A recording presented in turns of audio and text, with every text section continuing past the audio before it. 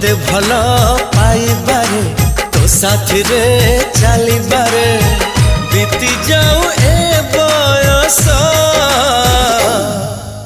तू मो आरंभ तू मो शेष।